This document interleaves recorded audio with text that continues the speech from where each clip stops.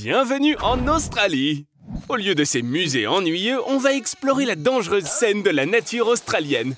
Derrière son joli nom de Gympie Gympie se cache la plante la plus mortelle. Place-toi simplement à côté d'elle et ton nez va saigner.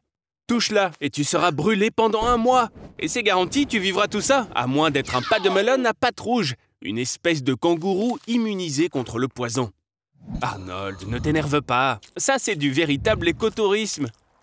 Il y a bien assez de plantes dans le coin pour se bricoler un petit abri décent. Et si tu as de la chance, le petit déjeuner sera inclus dans la chambre. Les baies de la plante la plus dangereuse, la Gympie Gympie, sont comestibles, tu sais. Mais pour les goûter, tu auras besoin d'une combinaison qui couvre tout ton corps, d'un long bâton pour faire tomber les fruits, et tu devras inspecter chacune des baies pour en détecter la présence de poils urticants. Ces poils peuvent rester dans la peau jusqu'à 1 an, libérant un cocktail toxique à chaque fois que tu prendras une douche. Arnold, je comprends vraiment ton désir de te rafraîchir après des brûlures, mais ce n'est peut-être pas la meilleure idée, tu sais. Alors oui, tu seras soulagé pendant un petit moment, mais l'océan en Australie n'est pas moins dangereux que la jungle. La box jellyfish, une méduse brillante et apparemment attrayante, possède tellement de venin qu'un seul milligramme peut tuer 60 personnes.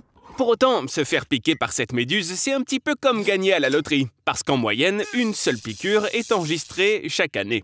Arnold, après ta folle aventure, je pense que tu as sérieusement besoin d'un traitement là. Et finalement, tu te diriges vers l'Autriche?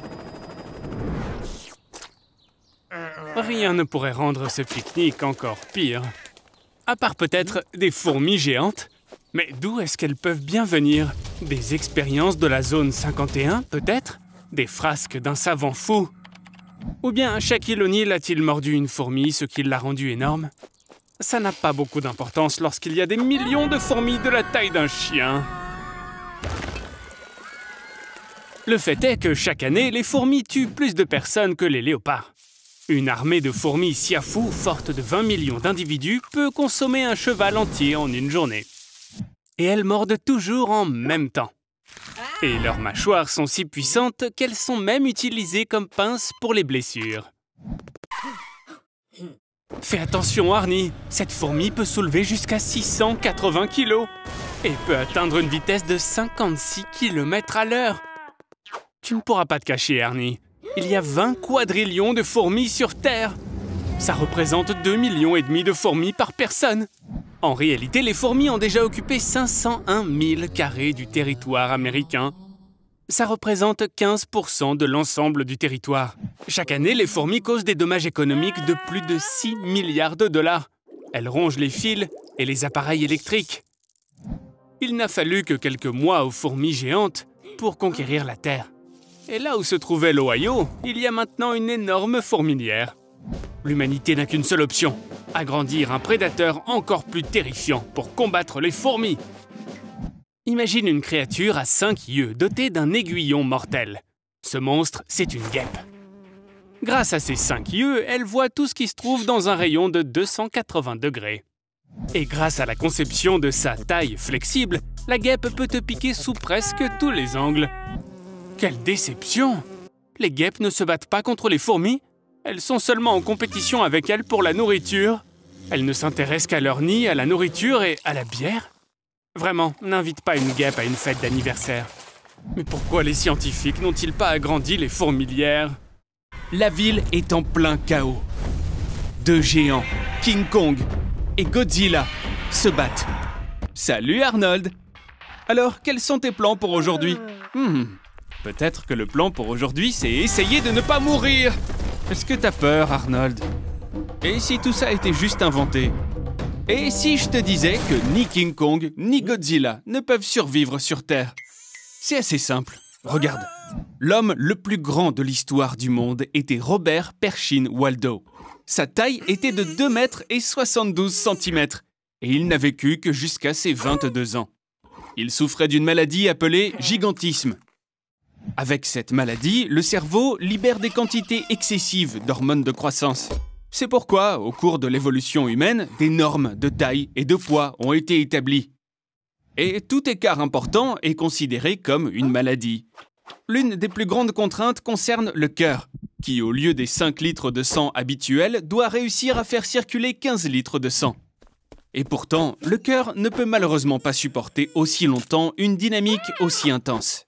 Mais qu'en est-il du fait qu'il existe d'autres créatures sur Terre, comme les baleines par exemple?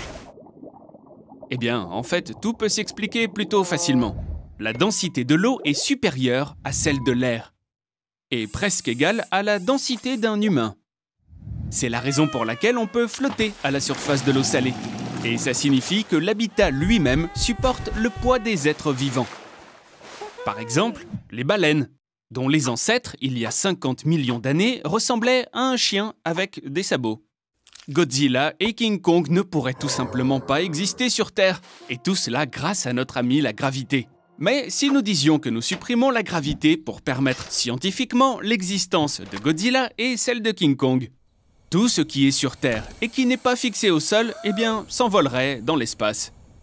Ça veut dire par exemple que les gens, s'ils sont à l'air libre, seraient projetés dans l'au-delà. Et les petits chanceux qui se retrouvent quelque part dans une pièce de leur maison, ils pourront vivre encore un certain temps, jusqu'à ce que les maisons finissent elles aussi par s'envoler. Et à la fin, notre planète finira par s'effondrer complètement en morceaux. Mais où es-tu? Waouh, c'est le Colisée? Cool! Et ils sont sur le point de t'organiser un combat avec un gorille. Le gorille est 10 fois plus fort que toi. Et ses bras sont 1,5 fois plus longs.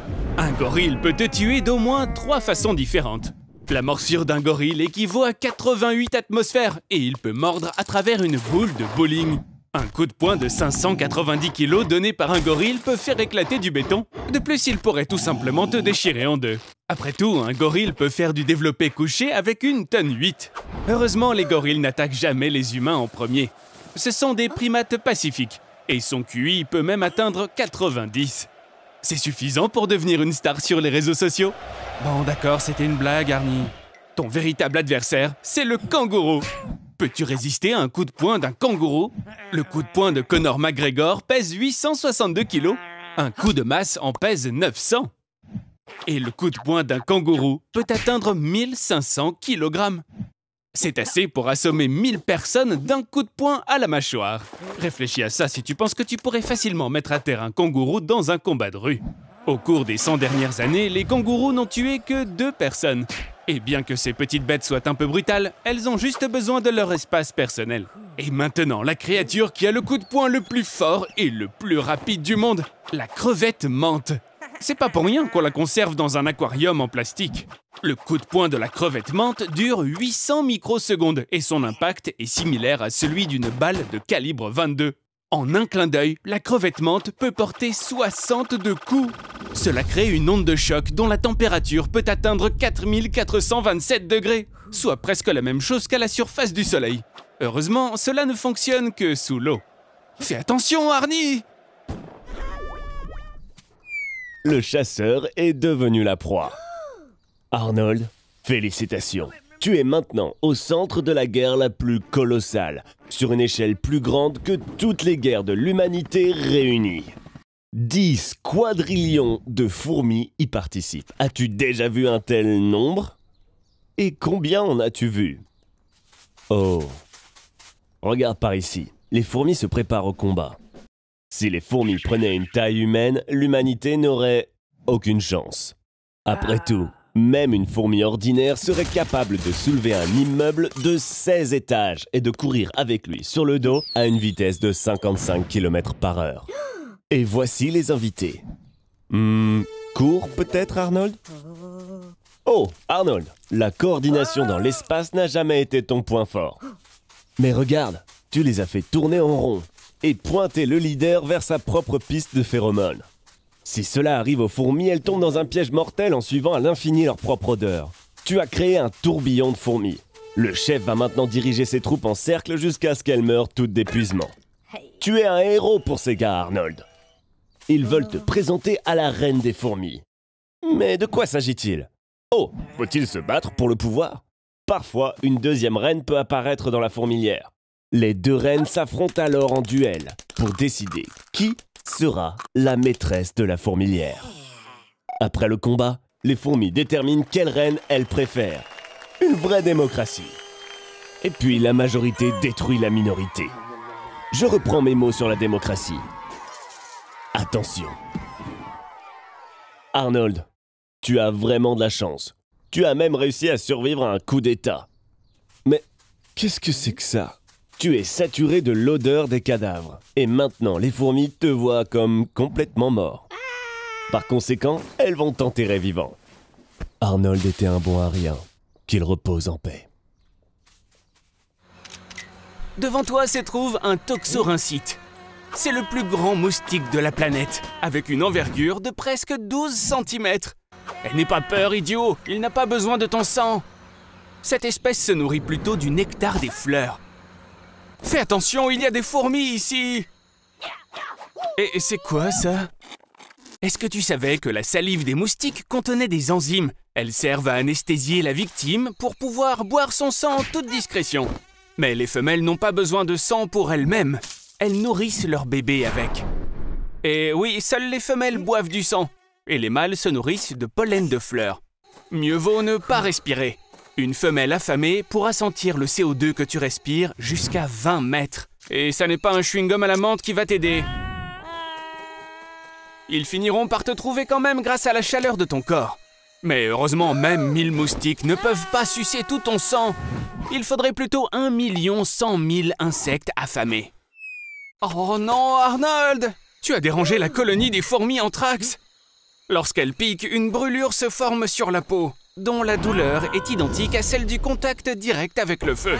La neurotoxine ponératoxine pénètre dans le sang, ce qui attaque le système nerveux, paralyse les membres et provoque des spasmes musculaires atroces qui peuvent durer jusqu'à 36 heures.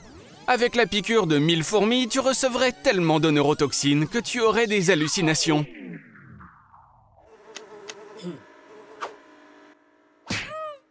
Hé Arnold, je te déconseille de t'en prendre à elles, tu sais. Qui sait ce dont elles sont capables? Curieusement, les mouches peuvent faire du mal aux humains. Et les espèces les plus dangereuses se trouvent en Amérique du Sud et en Amérique centrale. Ainsi qu'en Afrique.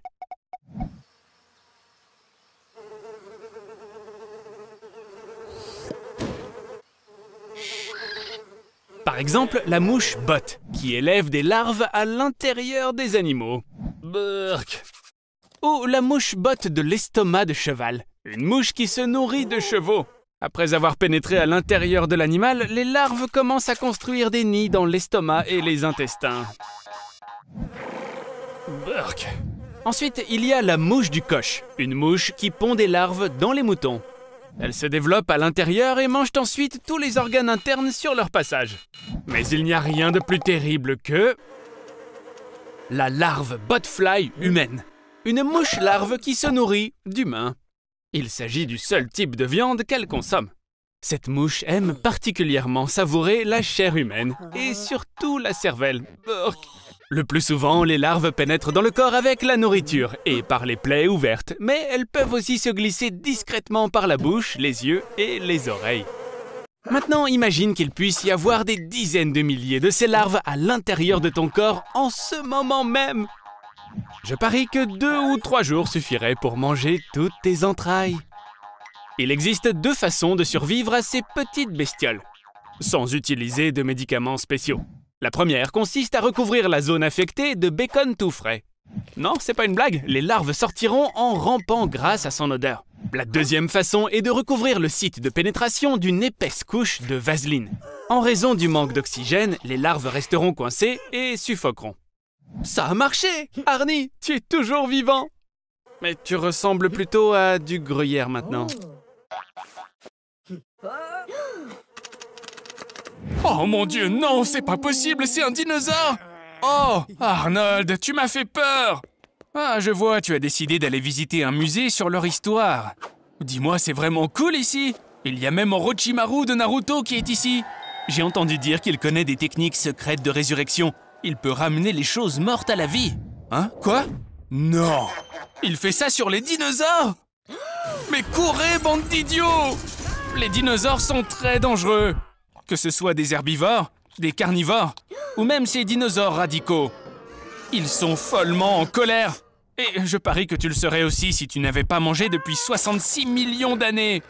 De plus, les dinosaures sont encore plus en colère, ce qui est compréhensible maintenant qu'ils voient ce qui est arrivé à leurs descendants au cours de l'évolution. Tous les dirigeants du monde ont déclaré la loi martiale. Hélas, on en sait vraiment très peu sur le véritable comportement des dinosaures. Il semblerait que la meilleure solution qu'ils aient trouvée est d'engager un spécialiste de la dinde enragée. Attaque! Les dinosaures ont régné sur la Terre pendant 160 millions d'années. Mais c'est la chute d'une météorite qui a changé le cours de l'évolution et a permis le développement de nos ancêtres, les mammifères. Désormais, seuls les plus forts survivront. Mais qu'est-ce qu'il est encore en train de se passer? Attends, je crois que j'ai compris. Au cours des 66 derniers millions d'années, le climat de la Terre est devenu plus froid et la quantité de dioxyde de carbone dans l'atmosphère a changé. On dirait que les dinosaures ne peuvent plus vivre ici et qu'ils vont s'éteindre une fois de plus. Que faire? En théorie, nous pourrions construire un Jurassic Park. On pourrait les nourrir et maintenir le climat artificiellement. Et cet endroit pourrait être le lieu touristique le plus rentable du monde. Il serait aussi un fournisseur mondial d'œufs et de fumier. Tu sais, c'est le caca des dinosaures. Mais bon, un dinosaure ordinaire mange 1 tonne d'herbe par jour. Ou plus de 100 kilos de viande. Il est plus que probable que les dinosaures mangent toute la faune du parc. Et qu'ils commencent ensuite à se manger entre eux. Jusqu'à ce qu'ils s'éteignent à nouveau. Peu importe comment on réfléchit à la question, les dinosaures ne pourraient tout simplement pas vivre à notre époque. Tu veux vraiment les sauver, Arnie? La seule option serait de renvoyer les dinosaures dans leur passé, dans leur monde parfait. C'est l'heure de dire au revoir, Arnie. Au moins, là-bas, tu sais qu'ils seront mieux lotis. Alors comme ça, tu apprivoises ton piranha de compagnie, Toby, et tu lui apprends de nouveaux tours? Enfin, au moins tu essayes. T'inquiète pas, Arnold. Peut-être que tu pourras réussir avec un nouvel animal de compagnie. Voici le requin-tigre. Et maintenant, c'est à toi de l'apprivoiser. Ouais, tu n'auras plus besoin de Toby maintenant. Je commençais presque à m'habituer à lui. Arnold, le requin a faim! Il est temps de commencer à l'apprivoiser. La domestication prend des dizaines de générations. Il a fallu 60 ans et 35 générations pour apprivoiser les renards argentés. Ils possèdent un gène d'obéissance muté. Mais les scientifiques ne savent pas si ce gène existe chez les requins. Pour obtenir des résultats, il faudra au moins 250 ans. Like cette vidéo si tu n'es pas prêt à attendre. Arnold, je ne pense pas que ce soit le meilleur moment pour lui choisir un petit nom. Arnold, elle a faim! Fais attention! Oh, t'as de la chance sur l'atterrissage. Arnold, est-ce que tu rêverais d'être apprivoisé par quelqu'un? Rappelle-toi les changements qui attendent tout animal domestiqué. Les oreilles tombantes, de petites dents, des changements de coloration et une réduction de 10% de la taille du cerveau. Et puis, on peut aussi s'attendre à des défauts génétiques un peu bizarres. Mais ça ne concerne seulement que ceux liés à la libération d'adrénaline dans les situations critiques. Arnold, est-ce que tu t'es déjà réveillé avec un requin dans ta vie? Attends, Arnold, tu vas quand même pas laisser mourir ce pauvre petit poisson. Waouh! Tu as plongé jusqu'à 350 mètres sous l'eau juste pour dire au revoir à ton animal de compagnie? C'est tellement idiot. Tu vas finir par te faire manger! Quoi? Toby? Mais d'où est-ce qu'il vient comme ça? Enfin, je veux dire, tout comme je l'avais prévu, bien sûr. Arnold, t'es sauvé! Hurrah! De tous les animaux domestiqués, ce sont les humains qui ont apprivoisé les chiens en premier. C'est pourquoi le chien est le seul animal capable de reconnaître les émotions humaines. Si l'histoire avait pris une tournure différente il y a 20 000 ans, le principal compagnon des humains d'aujourd'hui pourrait être le corbeau, l'ours ou même le poulpe. Et peut-être, grâce à toi, Arnie, aurons-nous un jour des piranhas dressés. Mais c'est pas pour aujourd'hui. Est-ce que tu rêves d'être Spider-Man? C'est plutôt cool, mais ne me dis pas que tu as envie de te faire mordre par cette araignée. C'est une veuve noire. Le poison de cette araignée est 15 fois plus fort que celui d'un serpent à sonnette. Heureusement qu'elle n'a pas pour habitude d'attaquer les gens, sinon tu le regretterais.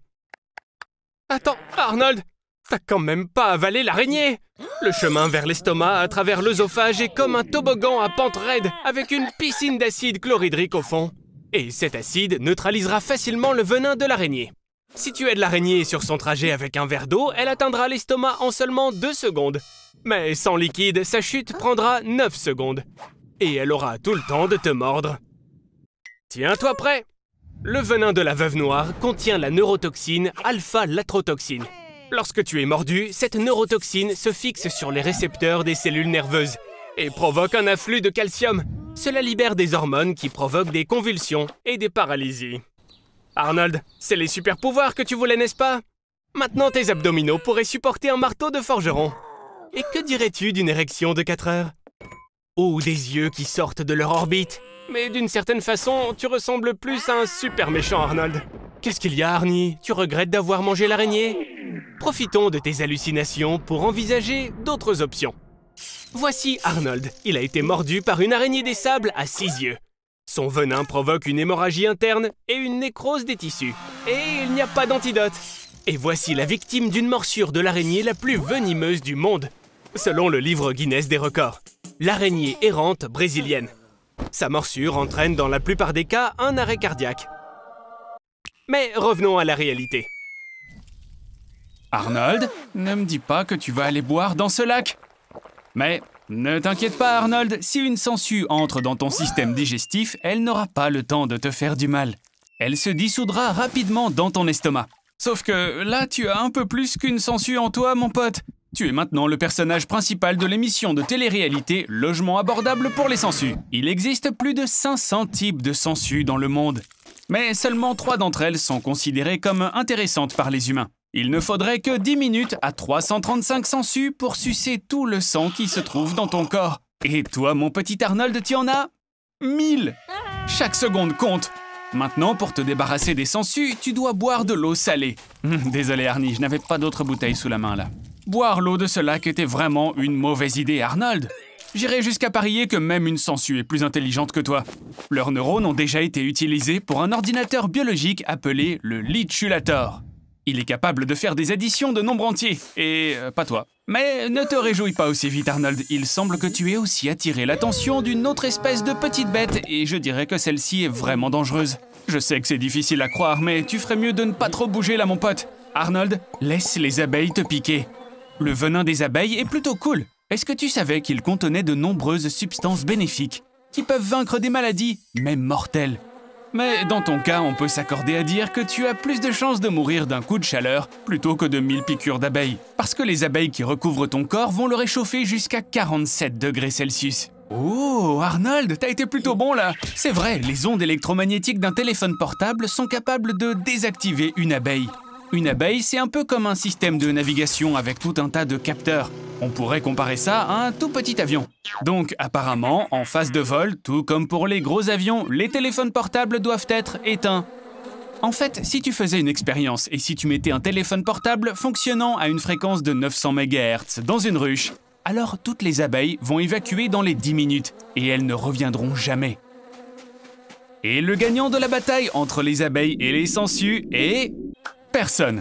C'était un piège. Arnold est le gagnant en tant que personne la plus courageuse, mais aussi la plus idiote. Salut Arnold! Mets ton cul ici et choisis ce que tu mangeras en premier. Allez Arnold. Amstram. Un bébé cobra peut tuer un éléphant de 3 tonnes. Il n'y a presque pas d'air dans son estomac, mais lorsqu'il plonge, les serpents peuvent retenir leur souffle pendant 10 heures. Leur suc gastrique le digère en 1h30 à 2h, comme s'il s'agissait d'un poulet. Tout ce qui restera devra passer par l'anus. Oh, regarde, c'est du venin. Si ça ne touche pas votre sang, ça ne peut pas vous nuire. Que se passe-t-il? Bien que dès qu'il rentre dans un ulcère ou une coupure, les effets du venin sont instantanés. Paralysie, convulsions et après 15 minutes, vous êtes inerte. Mais seulement si vous n'utilisez pas d'antidote. Ok, qui a laissé cette grenouille? 1 gramme de venin de Phyllobates terribilis peut tuer une ville entière. Si un petit animal marche sur les traces de cette grenouille, la toxine le tuera instantanément. Même si vous avez une petite goutte de poison sur votre peau, boum, vous êtes mort. La grenouille s'évanouira 30 secondes après être entrée dans l'estomac et 10 minutes de mort douloureuse vous attendent. Les piranhas. Il existe environ 50 sortes de piranhas, dont seuls quelques-uns mangent la chair des êtres vivants. Toutes les autres espèces sont soit végétariennes, soit ne mangent que des charognes. Arnie, devine quel piranha tu vas rencontrer? Mon petit malin, qu'est-ce que t'es intelligent, t'as raison. Bon, heureusement pour Arnie, et à la déception de nos téléspectateurs, désolé, en science, on n'a jamais enregistré un seul cas de piranha attaquant et puis tuant une personne. Eh bien dans ce cas, pas de problème, on va devoir créer une telle situation. Arnie, saute! Comme tu peux le voir, tu es absolument inintéressant pour eux. Et qui plus est, ils ont peur de toi. L'agressivité des piranhas dépend de plusieurs facteurs. Le premier est la chaleur. Température, s'il vous plaît. Merci. Cet enfer rendrait n'importe qui fou. Pendant une sécheresse, le niveau de l'eau dans la rivière baisse. Et il devient beaucoup plus difficile de trouver de la nourriture. Cela nous conduit à un deuxième grand facteur. La faim. Les piranhas affamés sont prêts à manger même leurs parents qui sont malades et faibles. Et où ça va te mener, ça, Arnie? Le troisième facteur qui affecte leur agressivité est la nécessité de protéger leur couvée. Maman et papa n'aiment pas que leurs enfants soient dérangés. Ajoutez une petite coupe sanglante en entrée et Arnie, maintenant tu es prêt à rencontrer nos piranhas. La structure de leur mâchoire leur permet d'arracher de gros morceaux de viande à leur proie. Leurs dents acérées comme des rasoirs de 4 à 5 mm de long peuvent mordre à travers les tendons et même des petits os. Arnie, tu peux oublier tes doigts et tes orteils aussi. En quelques minutes seulement, tu auras un squelette parfaitement propre. L'un des plus grands représentants des piranhas pèse jusqu'à 1 kg. Mais quelle doit être la taille des mâchoires pour pouvoir manger Arnold, y compris tous ses os bien sûr. Augmentons la taille des dents de nos piranhas et multiplions-la par 6. À présent, ces dents peuvent couper les os en petits fragments très facilement. Mais Arnold, où est-ce que tu vas vivre maintenant? On dirait que ça sera dans les bois. Tu sais quoi, je ne suis même pas inquiet. Tu sais déjà probablement que tu dois mettre des feuilles sous ton t-shirt pour te tenir chaud. Filtrer ton eau potable et... Non! Surtout ne mange rien, idiot! Bon, pendant que tu n'es pas encore trop loin, écoute attentivement tous les sons autour de toi. Le bruit d'un tracteur peut être entendu à 3-4 km de distance. Un chien qui aboie à 2-3 km. Un train qui passe peut être entendu à 10 km de distance. Et les chansons des BTS, eh bien, tu peux toujours les entendre. Oh, c'est quoi ça, Arnold? Oh, regarde-moi ça. Cette toute petite chose, elle est perdue, tout comme toi. Après tout, les loris lents vivent principalement dans les forêts tropicales. N'essaye surtout pas de les caresser, Arnie. Les loris lents lèchent leurs coudes, qui sécrètent un venin mortel. Ensuite, leurs morsures peuvent te tuer. Tu devrais suivre le chemin des animaux. Ça serait génial si tu pouvais trouver de l'eau qui coule. Un ruisseau ou une rivière, par exemple. Tu pourras y trouver de la nourriture en attrapant des poissons. Ouais, bon, Arnold, en faisant comme ça, tu vas rester ici toute la journée.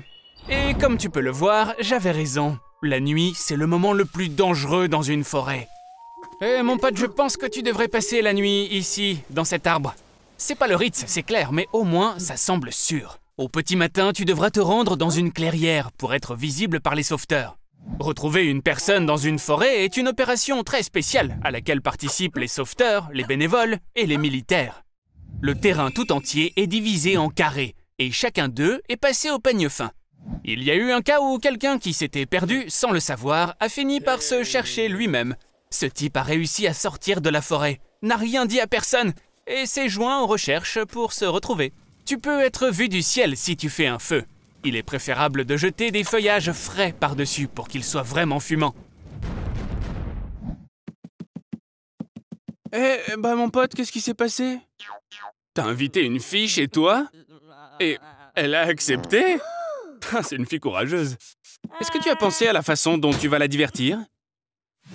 Ouais, si j'étais toi, je commanderais un truc, hein. Arnold, tu fais un plat avec du lait, des œufs, du poulet, du poisson, du blé, du soja, des noix et des crevettes? C'est pas ce que j'appellerais une bonne idée. Ce sont les 8 aliments qui provoquent le plus d'allergies et qui représentent 90% des allergies. En réalité, les allergies réduisent le risque de cancer, car les réactions allergiques stimulent le système immunitaire. Par exemple, le risque de cancer du pancréas est réduit de 57%. Donc tu pourras continuer à éternuer pendant environ 20 ans de plus. L'une des allergies les plus rares est l'allergie à l'eau, avec seulement 50 cas officiellement recensés. Lorsque l'eau entre en contact avec la peau, elle provoque des cloques. D'ailleurs, il n'y a pas que l'eau. La salive et la sueur déclenchent aussi une réaction. C'est pas vraiment une chance, mais au moins ces personnes peuvent encore boire. Chaque année, 200 000 personnes meurent des suites d'une allergie. Ça représente 24 personnes par jour, une toutes les heures. Telle est la roulette des allergies. Pour l'instant, personne ne meurt. Mais Arnold, je ne mangerai pas de cacahuètes si j'étais toi. T'inquiète pas, Arnie, elle va aller mieux. Après quelques injections.